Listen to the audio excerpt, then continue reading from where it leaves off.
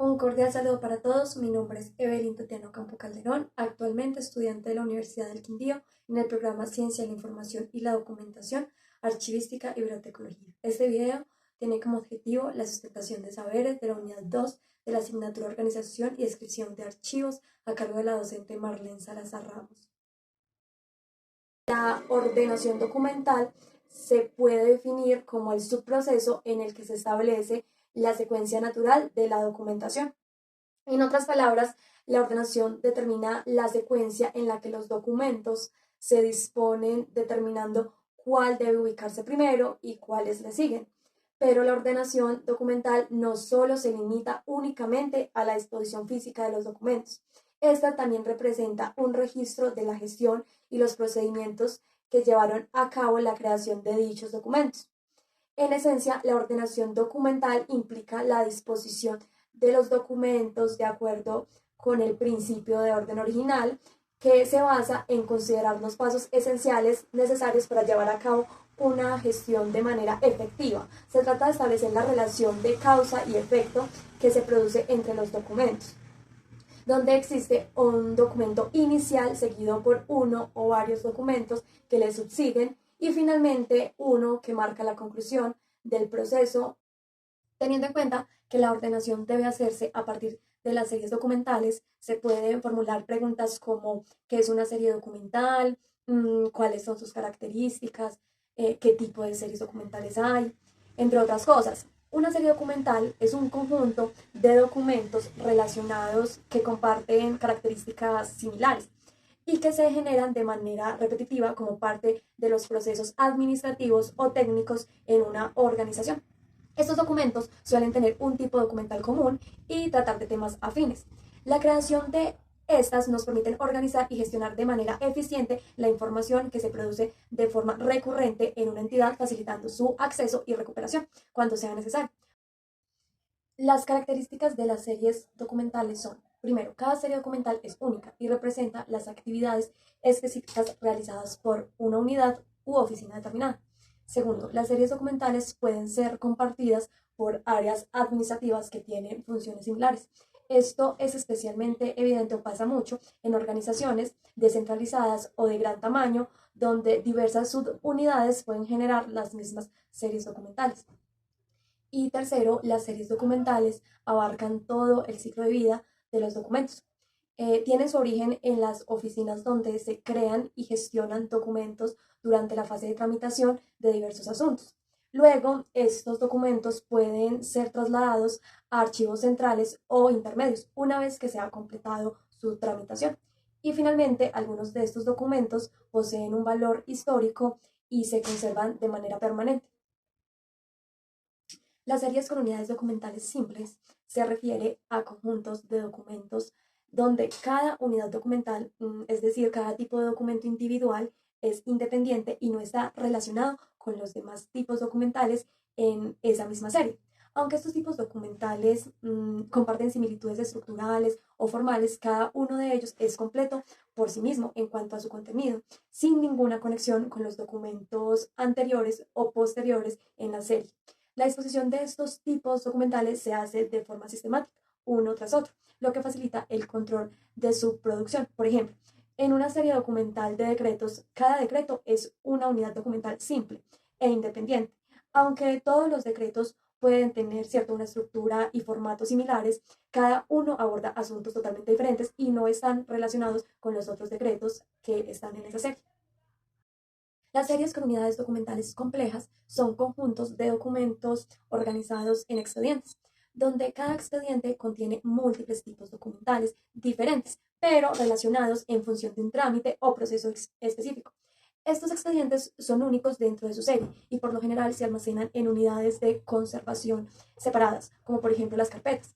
La complejidad radica en la variedad de tipos documentales que conforman cada expediente y su relación con un asunto o trámite en particular.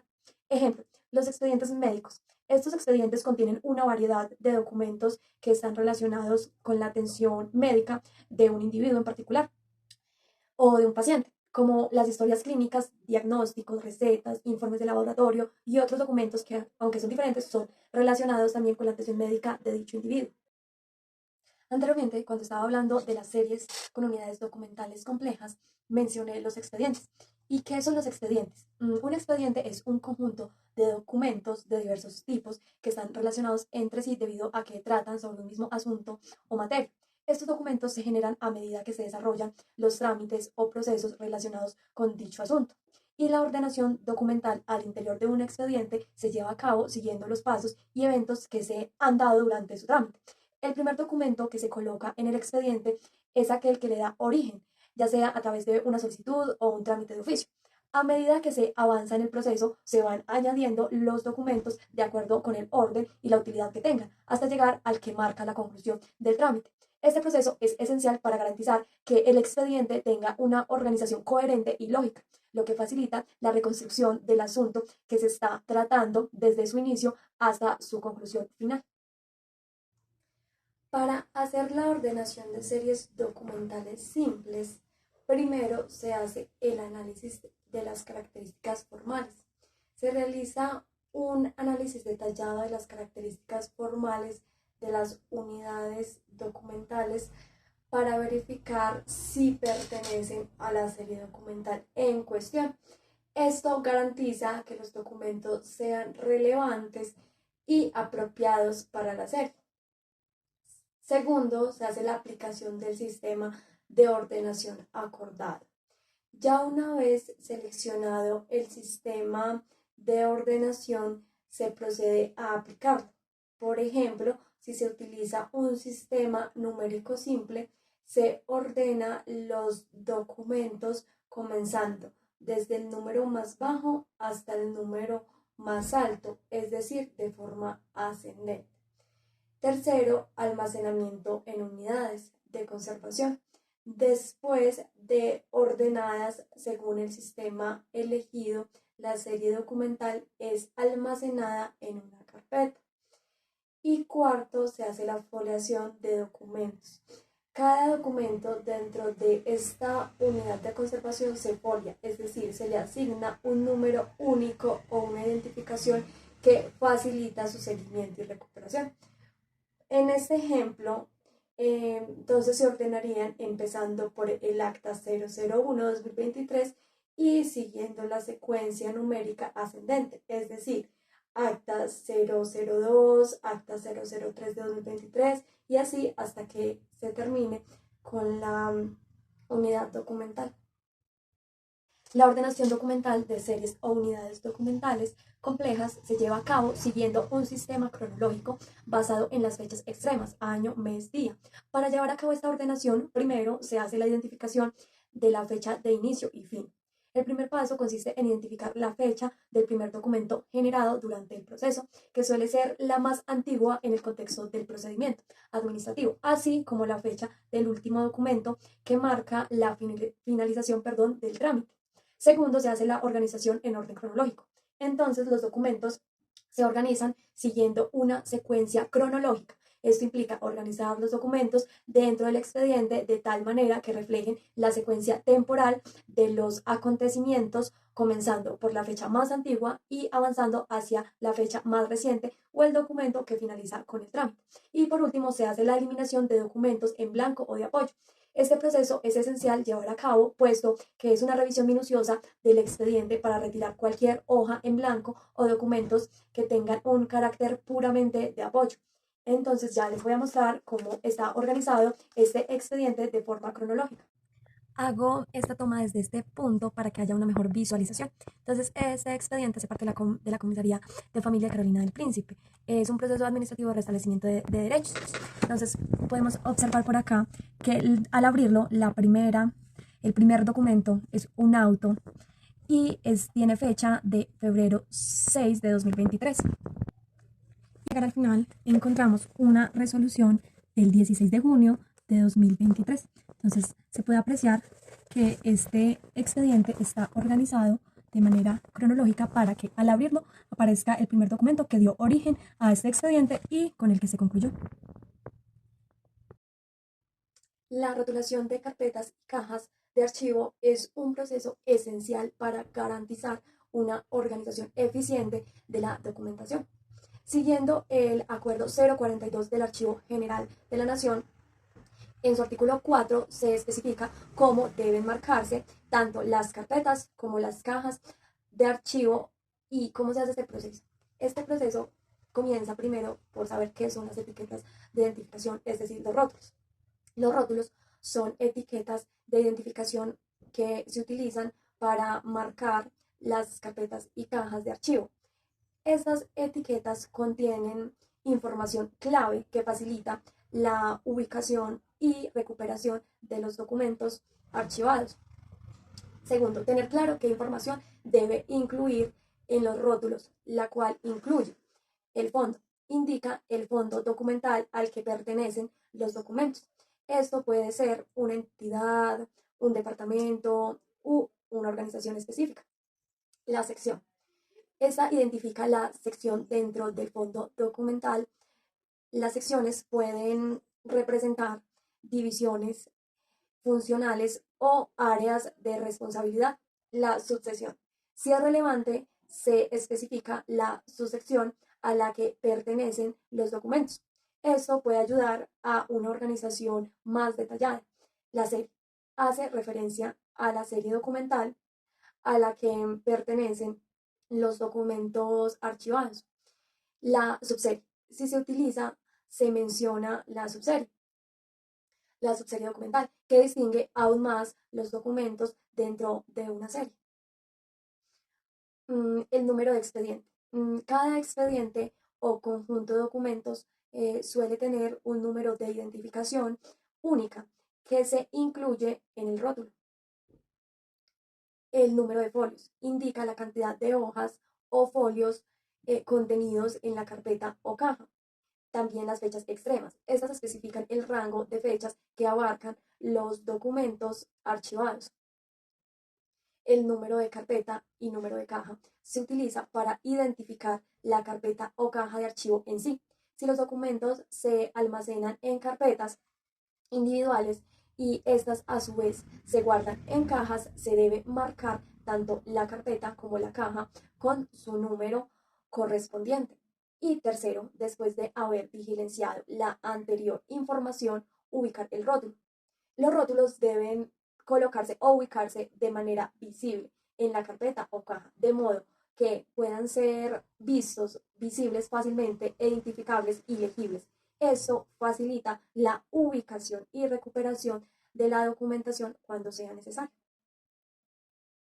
La organización de las cajas al interior de los depósitos de archivo es un aspecto fundamental para mantener un control eficiente de los documentos. El proceso se lleva a cabo de la siguiente manera. Primero, teniendo en cuenta el orden cronológico. Las carpetas se organizan en las cajas de izquierda a derecha en un orden cronológico. Esto significa que las carpetas se disponen de manera que representen una secuencia temporal, lo que facilita la búsqueda y recuperación de los documentos en función de su fecha. Segundo, la orientación vertical. Las carpetas se almacenan en posición vertical, similar a la disposición de una nevera, en lugar de apilarse horizontalmente. Esto garantiza que las carpetas sean accesibles de manera individual sin tener que mover varias para acceder a una en particular. Tercero, la posición del lomo de la carpeta. El lomo de las carpetas donde se encuentra la etiqueta o rótulo debe estar orientado hacia la parte inferior de la caja o unidad de conservación. Esto facilita la identificación rápida de las carpetas cuando se extraen de la caja. Cuarto, la capacidad de almacenamiento. La capacidad de almacenamiento de cada caja puede variar según el gramaje del papel y el tipo de carpetas utilizadas. Como referencia, en una caja con capacidad para 200 carpetas pueden caber aproximadamente 5 carpetas de 200 folios. En una caja para 300 carpetas pueden caber alrededor de 10 carpetas. Estos cálculos los hago y son importantes para gestionar eficazmente el espacio de almacenamiento. Quinto, marcado de la caja. Las cajas se marcan de manera clara y legible. Esto se realiza utilizando un marcador permanente en lugar de papelitos adhesivos. ya que estos últimos pueden desprenderse con el tiempo y causar confusiones en la identificación de las cajas. También se pueden usar sellos numeradores para marcarlas. Sexto, información en el marcado. Cada caja debe llevar información esencial que incluye el número de la caja, la dependencia a la que pertenece, la serie documental contenida en la caja, el número de transferencias si corresponde y las fechas extremas que indican el periodo de la documentación almacenada en la caja. Entonces, con la anterior información, las carpetas no deben ir así dentro de la caja, deben ir verticales. La etiqueta de identificación tiene que ir hacia afuera para uno poder visualizarla al momento en que abre la caja. Otra cosa que dije fue la identificación. Entonces acá iría el rótulo al frente para una mejor visualización. Entonces que tenga el fondo, el número de caja, el número de carpetas, la dependencia, serie o subserie y todo lo que acaba de decir. Acá al frente para una mejor visualización. Lo mencioné anteriormente, no sé cómo se dice, no se recomiendan esos papelitos porque se caen, pero de todos modos pueden utilizarse. En la reconstrucción de expedientes se deben tener en cuenta aspectos técnicos para lograr la integridad, autenticidad, originalidad y disponibilidad de los documentos.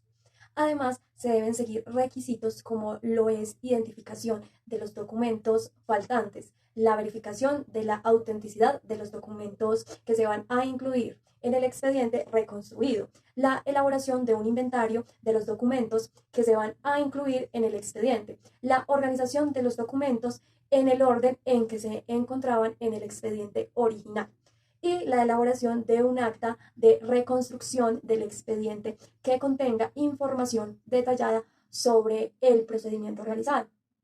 También se debe seguir el procedimiento establecido en el Acuerdo 7 de 2014, que incluye la investigación por pérdida de expediente, el seguimiento periódico sobre el avance, la reconstrucción de los expedientes y la conformación del o los expedientes, dejando constancia del procedimiento realizado. La foliación de documentos es un proceso esencial para organizar y garantizar la integridad y disponibilidad de la información contenida en expedientes y unidades documentales. Como ya sabemos, un folio es una hoja.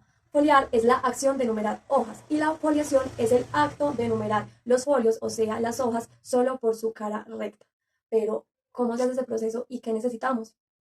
La foliación debe realizarse utilizando lápices de mina negra y blanco, como lo son de tipo HB o B. El uso de bolígrafos o esferos de tintas insolubles de diferentes colores puede causar daños irreparables al papel, por lo que se desaconseja su uso. En procesos de reprografía, como la microfilmación o digitalización, también se utiliza lápiz de mina negra y blanca. Se debe también evitar el uso de lápices de mina roja, ya que este color no es capturado adecuadamente por las máquinas de microfilmación. Los requisitos para la foliación son: primero, la documentación a foliar debe estar previamente clasificada y relacionada en la tabla de retención documental, en el caso de las oficinas de gestión.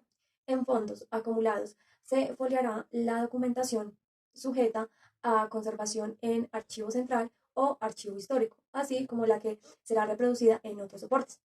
Segundo, la documentación a foliar debe estar ordenada de acuerdo con el principio de orden original, que generalmente implica un orden cronológico. El primer folio corresponderá al documento que dio inicio al trámite, reflejando la fecha más antigua. Tercero, la documentación debe estar depurada, lo que significa retirar duplicados idénticos, folios en blanco y documentos de apoyo en los archivos de gestión u oficina. En archivos históricos no se realiza ningún proceso de depuración o eliminación de documentos. Y cuarto y último, se deben foliar todas las unidades documentales de una serie, independientemente de si son series documentales simples o complejas. El procedimiento de la foliación se realiza haciendo una enumeración consecutiva sin omitir ni repetir números. No se deben utilizar números con el suplemento A, B, C o bis. El número de folio se escribe en la esquina superior derecha de la cara recta del folio, en el mismo sentido del texto del documento. El número debe ser legible sin enmendaduras y sin alterar elementos originales del documento, como lo son membretes, sellos u otras numeraciones. Se debe evitar escribir con trazo fuerte para no causar daños en el soporte de papel. En unidades de conservación empastadas no se folian las pastas ni las hojas guarda en blanco. Los anexos, como folletos, boletines, periódicos, etc., se folian todas sus hojas de manera continua, sin distinguir entre el documento principal y los anexos. Se debe dejar constancia de las características de los anexos en el área de notas del instrumento de control. Los errores en la foliación se anulan con una línea oblicua, evitando tachones, ya que cualquier corrección compromete la validez legal de los documentos. Los folios en blanco que forman parte del acervo documental en archivos históricos se conservan y también se folian utilizando lápiz de mina negra y blanda. Documentos en soportes distintos al papel, cassettes, discos digitales, videos, etc., no se folian, pero se deja constancia de su existencia en el área de notas del instrumento de control. Por otro lado, la foliación electrónica es un proceso que implica asociar documentos electrónicos a un índice electrónico dentro de un expediente electrónico con el propósito de asegurar su integridad, orden y autenticidad. Para llevar a cabo la foliación de expedientes electrónicos se debe cumplir unos requisitos que son: primero, identificación consecutiva del documento. Cada documento dentro del expediente debe ser numerado de forma secuencial, siguiendo el tipo de ordenación elegido. Segundo, identificación inequívoca del documento. Cada documento debe estar claramente identificado de manera única. Tercero, metadatos de asociación al expediente.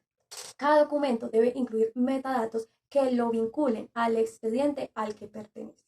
Y cuarto, metadatos de identificación de original o copia. Debe existir una forma de identificar si un documento es el original o una copia.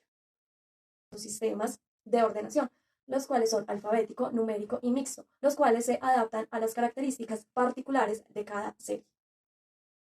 La ordenación numérica es un sistema que organiza los documentos en función de números secuenciales o identificadores numéricos. Este sistema tiene dos tipos: ordinal y cronológico. El sistema ordinal consiste en disponer los documentos en forma consecutiva y progresiva, siguiendo una numeración que los identifica. En este sistema, los documentos se organizan de manera secuencial, de manera que el primero tiene el número más bajo y los números aumentan progresivamente a medida que se avanza en la secuencia. Ejemplo: en un almacén de ropa, cada vez que un cliente realiza una compra, se genera automáticamente una factura que incluye un número único de factura. Y estas facturas se almacenan siguiendo el sistema de ordenación numérico ordinal. Entonces, si se tienen 5 facturas en el día con los siguientes códigos, como 606, 608, 49, como los pueden observar ahí, se identifica que cambian las últimas dos cifras, que son las que nos darían el orden en que se organizarían estas facturas en la carpeta. Y como se está utilizando la ordenación numérico ordinal, estas se tendrían que organizar del número más bajo al más alto. Según los números que se identifican las facturas en este ejemplo, entonces quedarían ordenadas de la siguiente manera, como lo podemos observar allí. La primera sería factura 606, 708, 48. La segunda sería 606, 708, 49 y así sucesivamente, como se observa en la imagen. Otro ejemplo sería la organización de los acuerdos municipales de la ciudad de Sabaneta producidos en el año 2023, que dentro de la carpeta, según el sistema numérico ordinal, deberían ir de la siguiente manera, como se puede observar en la imagen. Primero, el acuerdo número 1001, que establece regulaciones de tráfico en la ciudad, año 2023. Como segundo, ordenanza municipal número 1002, define las tarifas de estacionamiento, año 2023. Y de tercera debería ir el acuerdo 1003, que regula la recolección de basuras, año 2023, y así sucesivamente, como se puede observar en la imagen, siguiendo el orden de 1001, número 1002, número 1003, 1004 y así sucesivamente.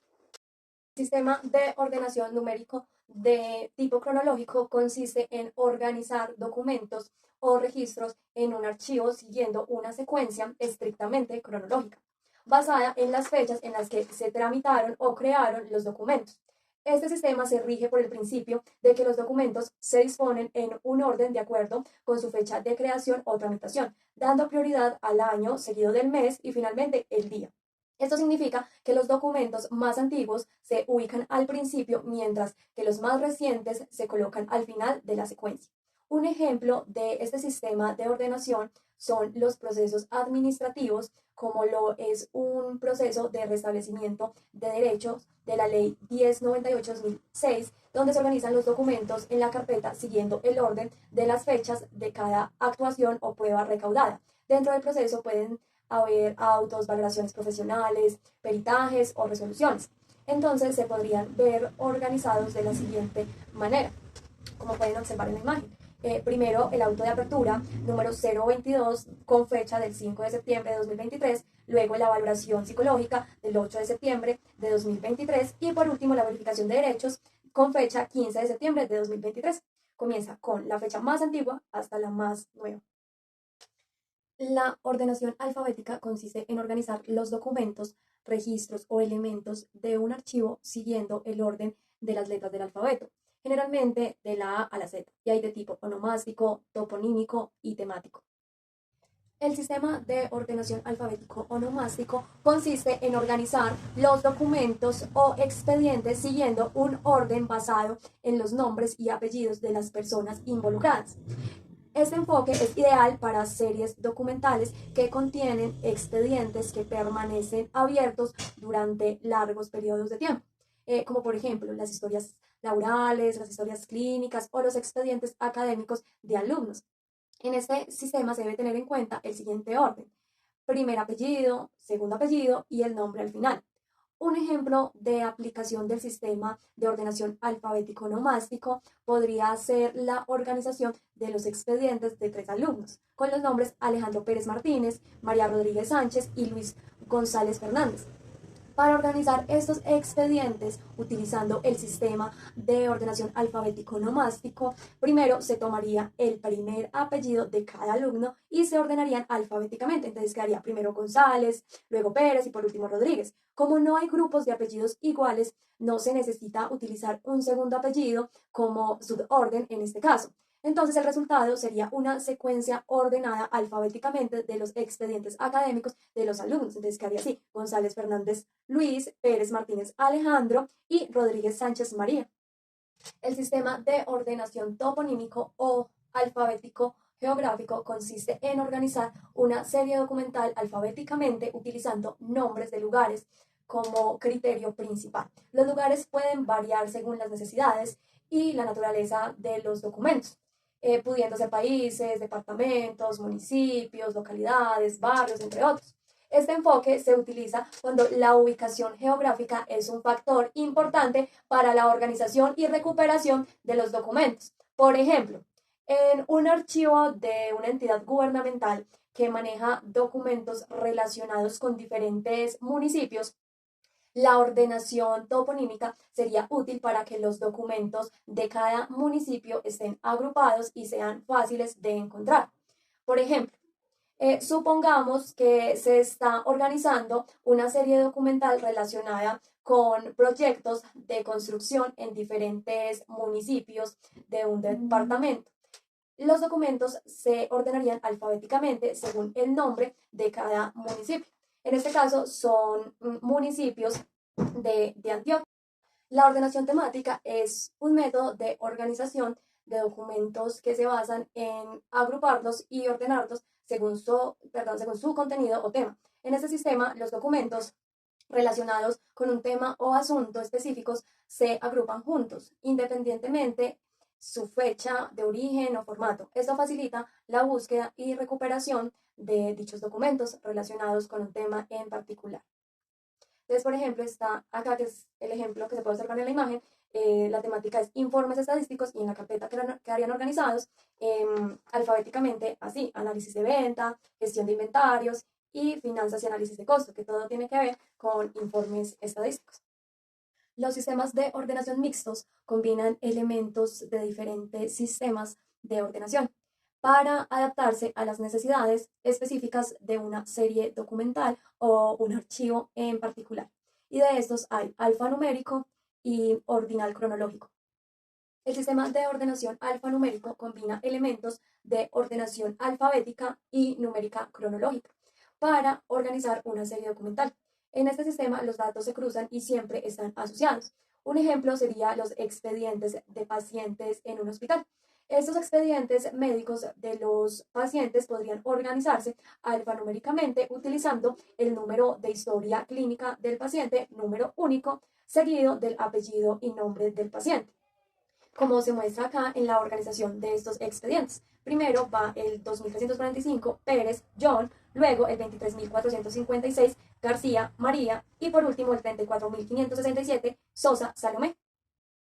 El sistema de ordenación ordinal cronológico se utiliza para organizar series documentales en las que las unidades documentales se identifican con números simples y a la vez se desea mantener un orden cronológico, como en este ejemplo, que la serie es informes, la subserie es informes de proyectos de construcción y se quiere seguir manteniendo el orden cronológico. Entonces el primer informe es informe de proyecto 001-2022 del 15 de marzo de 2022. Luego sigue informe de proyecto 002-2022, 30 de abril, de la fecha más antigua a la más reciente. Hasta aquí mi intervención en esta actividad de la unidad 2. Muchas gracias por la atención prestada.